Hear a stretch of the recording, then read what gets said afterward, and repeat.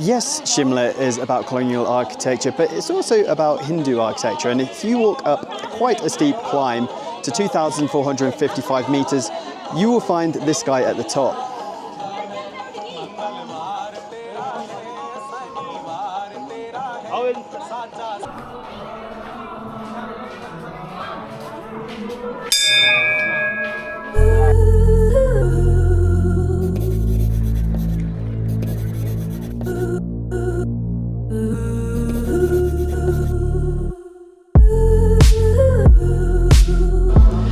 Jakhu Temple sits on Jakhu Hill, the highest point in Shimla, at around 2,455 meters, or 8,054 feet above sea level. It's surrounded by thick deodar forest, often shrouded in mist, and from the top you get an unbelievable panoramic view of the hills below.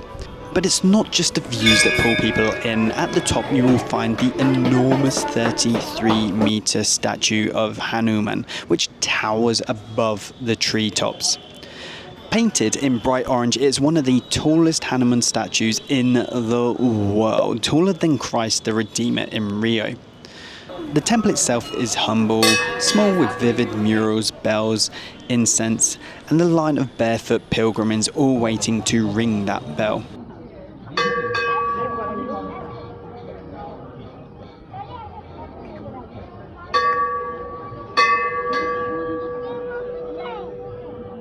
But it's the presence of the statue and the monkeys that roam the hill that give this place a sense of living mythology.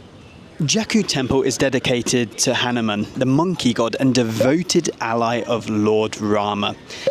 According to legend, during the battle against Ravana in Lanka, Lakshmana, Rama's brother, was gravely wounded.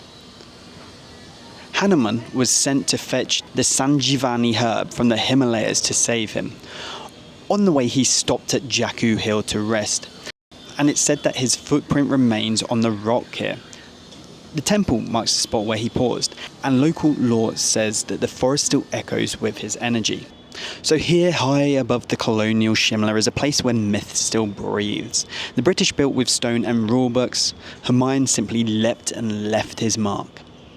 Hanuman's statue was completed in 2010 by the Hanuman's Sewer Trust.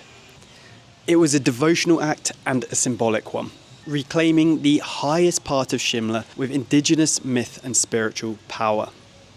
From almost anywhere in Shimla, you can see Hanuman looking down and over you. An entirely different counterpart to that British colonial architecture. So what does this all mean? Jakhu is more than a pilgrimage site. It's a site that reminds us that this area holds a much deeper meaning than the empire. It connects Shimla not to Queen Victoria, but back to Valmiki's Ramayana. It's a protector site. Many still tie threads for prayers onto the trees here, or offer fruit to the monkeys who are seen as Hanuman's kin. During Dussehra, the pilgrimage site is packed, a celebration not of kings and conquerors, but of loyalty, devotion, and faith. As you stand here with the British towers behind you and Hanuman's giant form before you, you feel the tension of the truth of Shimla. This place is built on layers, colonial ambition, Himalayan geology, and mythic memory that refuses to die. This is one pilgrimage site you should really visit if you're spending any time in Shimla.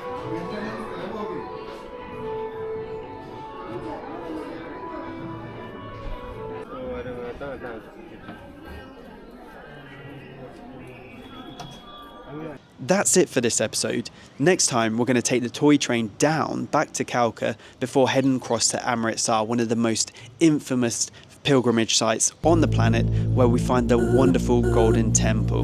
But first, that toy train journey in Kalka.